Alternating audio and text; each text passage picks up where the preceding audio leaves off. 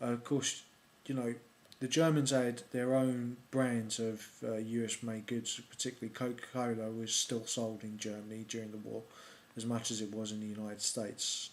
And there was, of course, the German Bund organisation, which was a German American uh, organisation with some Nazi sympathisers in it. Um, by 1944, slave labour made up one quarter of Germany's entire workforce, and a majority of German factories had a contingent of prisoners. The proportion of military spending in the German economy began growing rapidly after 1942, as the Nazi government was forced to dedicate more and more of the country's economic resources to fight a losing war. Civilian factories were converted to military use and placed under military administration. By late 1944, almost the entire German economy was dedicated to military production. At the same time, Allied bombings were destroying German factories and cities at a rapid pace, leading to the final collapse of the German war economy in 1945. Synthetic fuel production dropped by 86% in 8 months, explosive output was reduced by 42%, and the loss of tank output was 35%. Allied bombing campaigns also tied up valuable manpower, with Albert Speer, Germany's Minister of Armaments, estimating that in summer of 1944 between 200,000 and 300,000 men were primarily employed in repairing oil installations and placing oil production underground. I mean, that's an army group, really, isn't it? Well, what is my view on the German economy? If Germany had produced Adolf Hitler, in his bid for Lebensraum, living space for the German people, was working on the policy that land could not be improved sufficiently to feed Germany's 80 million people, or 100 million ethnic Germans within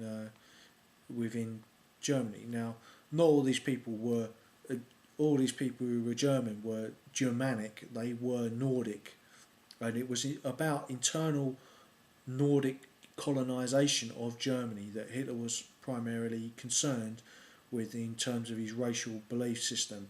The Jewish question was in his way, in a sense. It was a peripheral thing that he had to get out of the way. You know, it was that it was not his primary aim. His primary aim was internal colonisation by the Nordic people of all of Europe. Now, the other problem that Albert Speer identified in the German economic system was the production of German business councils and based on trades. Now, these were to replace unions, as I said before. But they go back to the guild system of medieval Germany, which is quite strong in the time of Nazi Germany. And this, Albert Speer argued, would lead to a caste system. There were egalitarian strains within Nazi Germany. The socialist, progressive socialist and pro-labour forces within the Austrian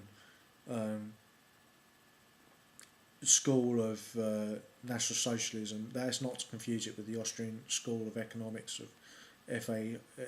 Hayek, of course. It's a completely different school of people. But if the Germans had spent as much on their economy of exports and their social programs and their production of farming and raw materials, then of course they would be able to feed their people without Lebensraum. But of course Hitler was concerned about the Soviet Union and knocking the Soviet Union out swiftly, because it would take 100 years to colonise the Soviet Union and to enslave and eventually sterilise and exterminate the Slavic people. That was one of his goals. Horrifying, of course, but that's what he believed. He was a a National Socialist, he was a Nazi. Um, but what happened after World War Two? Well, Hitler wanted a united Europe, and one of these people who was up for the job of being Führer was actually Leon de Graal, a Belgian of Walloon descent, not in fact Nordic at all, but he was going to be chosen to be Führer. But of course, in the end, it was Donitz who was given Karl Donitz, the U-boat commander of all the U-boats. He was the last Führer of Nazi Germany. A tough job, given that he was being conquered by the victorious British. Now, the problem with Nazi Germany was that it was nationalist, it was socialist. It did meld those two things together, which should have been a positive step in the road in human progress. Melding nationalism and socialism together should have been positive, but they ignored human rights. They ignored the natural rights and economic rights of people. They were concerned with some economic rights, as I've mentioned in this video series, but they ignored democracy, and that was their downfall. Because by ignoring democracy, you ignored adaptivity and the responsiveness that democracy brings. You know, even if the Germans agreed with Churchill that democracy was the worst system invented apart from all the others, surely they would have noted that the democracies and the consumer paradises of the United States, for instance, and the Anglo-Saxon powers in general, were outperforming them.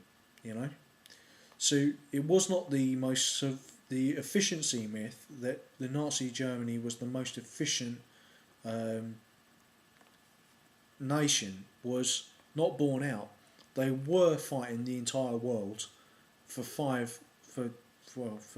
1933, because the Americans and British declared economic war on Germany even before Adolf Hitler came to power, and that could be seen as one of the major reasons for war.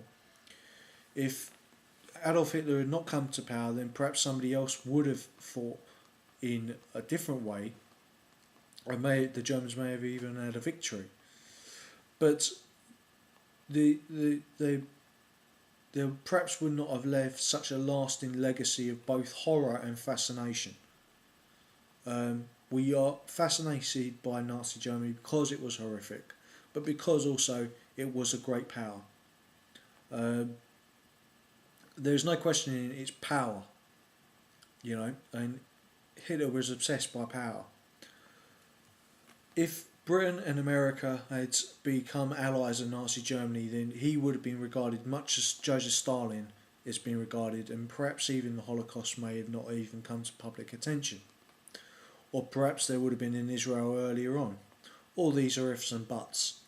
But what is certain is that the conquering British and Americans imposed on Europe a new system which did merge nationalism and socialism together with democracy and with human and natural rights, and also with a degree of internationalism as well as nationalism, and that was to face down the Soviet Union, and that eventually became the European Union, and that is why the British Empire is more the father of the European Union, and the Democratic Labour Party is more the father of the European Union than Nazi Germany. It was the alliance between English and German universities after World War II who trained the eventual leaders of the centre left, the Social Democrats, the social market leaders, who were fiercely nationalistic in their own way and Keynesian as well, but who had a sense of internationalism and support for a Europe that should be united